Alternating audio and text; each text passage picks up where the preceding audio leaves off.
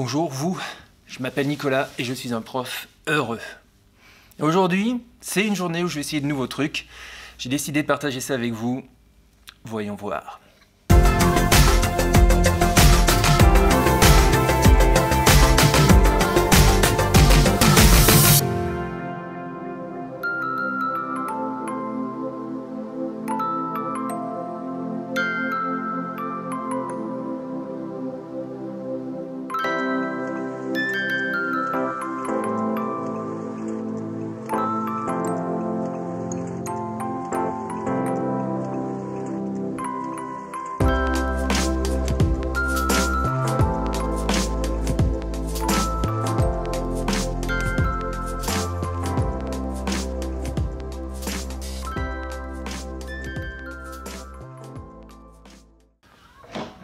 Bon, 2 heures sont passées. Première heure, j'ai eu cours. On a travaillé sur le quaternaire à partir de documents illustrant les grottes, les peintures rupestres, etc. Et l'idée, c'est de savoir comment les scientifiques ont pu établir les climats du passé à partir des indices qu'ils avaient obtenus. Ils devaient réaliser des cartes mentales à ce sujet. Je mettrai 1 ou 2 exemples de photos ici, de cartes mentales qu'ils ont réalisées. On commence à mettre en place un vrai travail collaboratif. Donc, petit à petit, je rajoute des choses au fur et à mesure sur comment améliorer le travail de groupe et la collaboration entre les élèves. Voilà, donc ça c'est le principe. Ensuite, 1 heure d'évaluation. Je fais une autre vidéo là-dessus, puisqu'il y a une partie qui se fait sur ordinateur, une partie qui se fait sur papier. Partie sur ordinateur, c'est plus des connaissances de base, les fondamentaux, vérifier qu'ils connaissent leurs fondamentaux du point de vue des connaissances, et après, c'est mise en pratique de ces connaissances dans le cadre d'une tâche plus ou moins complexe, de manière à valider certaines compétences. Compétences qui prennent la forme de badge, bien sûr, dans ma classe. Je vous montrerai ça aussi peut-être plus tard en détail. Ce matin, là, c'est juste une vidéo de remise en route. Et enfin, surtout, donc là, j'ai devoir fait. Et juste après, j'ai une séance où je vais mettre en place la mise au repos des esprits. Non, c'est pas ça. La mise au calme, Monsieur Gaube. La mise au calme, bien sûr. Donc en fait, la mise au calme des esprits, parce que cette année, au mois de décembre, je vais avoir un stage Coniclass, un stage établissement, où on va parler des Coniclass, donc les classes dans lesquelles on met en pratique certaines connaissances issues des sciences cognitives. Une de ces connaissances, c'est la mise au calme des esprits, c'est-à-dire à certaines heures de la journée, il y a un rituel à faire pour calmer les élèves, le corps, remettre le cerveau à zéro en quelque sorte, avec des exercices qui ressemblent un petit peu à la méditation, mais l'idée c'est pas dire le mot méditation parce que ça va faire comme ça pour les élèves peut-être, et je sais pas du tout comment ils vont prendre ça. J'ai conscience que je suis pas bien cadré, je le sais. Et donc on va voir ce que ça fait. C'est la dernière heure de la matinée, ça va être très spécial, je vais essayer de filmer ça, de mon point de vue, et on va voir ce que ça donne, comment ils réagissent. J'en sais rien du tout. Il n'y a plus de batterie, donc je sais pas si ça va filmer. Et ça, c'est du gros plan, mon pote. Ça, c'est du gros plan.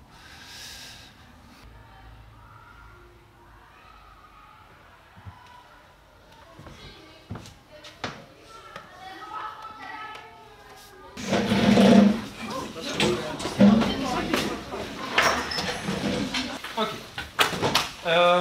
J'ai déjà fait l'appel. Donc, c'est fait. Aujourd'hui, je commence quelque chose que on va mettre en place, que je mets en place, pardon, pour toutes mes classes.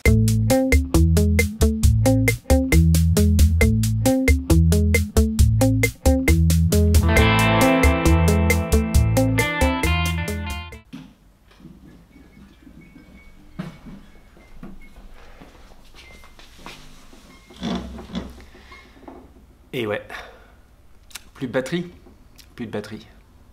Alors, quand on essaie de relaxer les élèves avec un discours sur la respiration, comment contrôler sa respiration et que la batterie de la caméra fait pilip, pilip, pilip, ça aide pas, ça aide pas. Vous dire que ce fut un franc succès, ce serait mentir, ça n'a pas été un franc succès, clairement.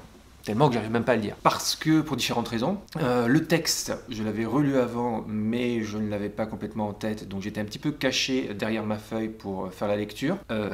Des élèves ne sont typiquement pas réceptifs à ce genre de méthode, dans la mesure où c'est une technique qui peut faire un peu penser à de la pleine conscience, et il y a certaines études qui avaient montré que la pleine conscience, pour des élèves qui ont vécu des choses difficiles dans leur vie, ça pouvait les replonger là-dedans et créer certaines angoisses. Et puis c'est particulier aussi de apprendre à gérer sa respiration.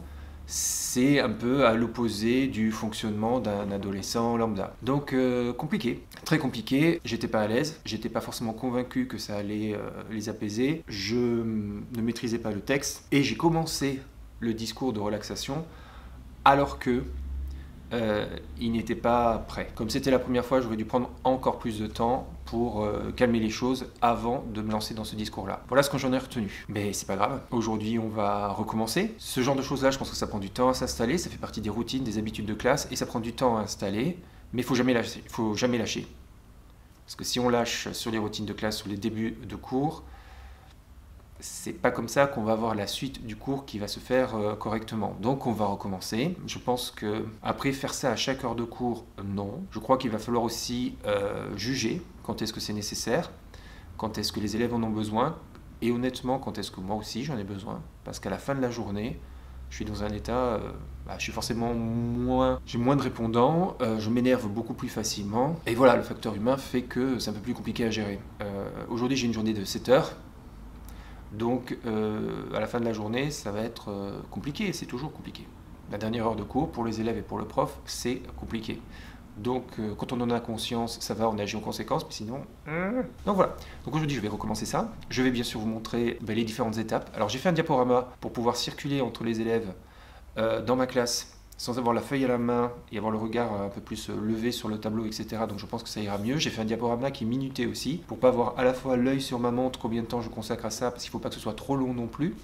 Je sais qu'il y a des élèves qui ont trouvé ça trop long, alors que ça n'a même pas duré 3 minutes. 3 minutes, je pense que ça n'a pas duré 3 minutes, quoi. Donc c'est une première fois, et c'est en se trompant qu'on apprend. C'est pas pour rien que j'ai mis ce genre d'affiche au fond de ma salle. C'est parce que je me suis trompé que j'apprends et que je vais faire mieux. Voilà. À plus tard. À plus tard.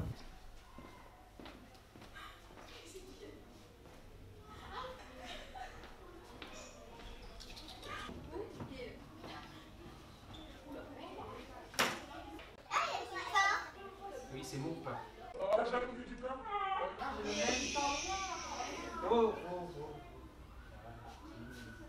L'idée, c'est pour que le cerveau fonctionne de manière efficace. On va faire un petit exercice qui dure que 3 minutes, qui va permettre de vous relaxer, de vous concentrer et donc d'être plus efficace pour la suite du travail. Cet exercice est lent. C'est un exercice qui est basé sur la respiration. Ça se déroule en 2 grandes étapes. Première étape, quand je vous le dirai et vous vous laissez guider par le son de ma voix, il va falloir être calme, rien dans les mains, d'accord? Et il faudra prendre 3 grandes respirations, inspirer par le nez, respirer par la bouche, vous serez ça quand je le dirai.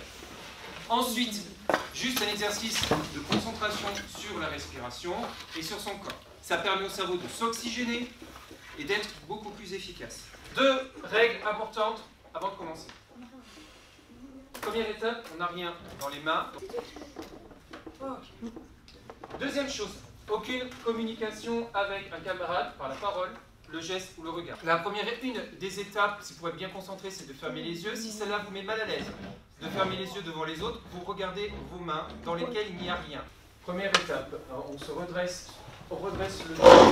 Fermez les yeux, regardez les mains. Au chaud. 3 fois. 3 fois. Chut. Inspirez par le nez, soufflez par la bouche. Chacun à son rythme. Soyez attentifs à la détente musculaire au niveau de la barre des épaules. Maintenant, inspirez et expirez par le nez, lentement. Laissez la respiration agir d'elle-même, ne la forcez pas. Pendant que vous inspirez et que vous expirez, Portez légèrement votre attention sur les points de contact. Votre corps avec la chaise, avec le sol. Si vous êtes distrait par une pensée, une rêverie, un souci, un souvenir, une émotion, essayez simplement de reporter votre attention sur le souffle, sans jugement. Vous inspirez, vous expirez. Et à chaque fois que vous êtes distrait par une pensée, ramenez simplement votre attention sur le souffle.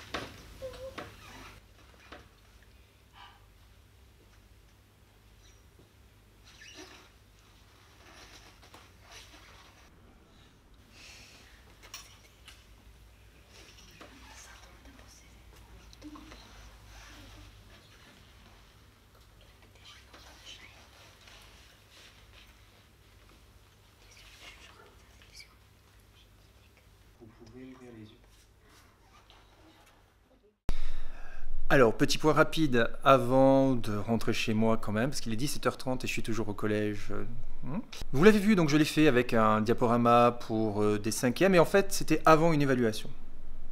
Donc, et ils ont joué le jeu. Ils ont joué le jeu, ils étaient calmes, etc.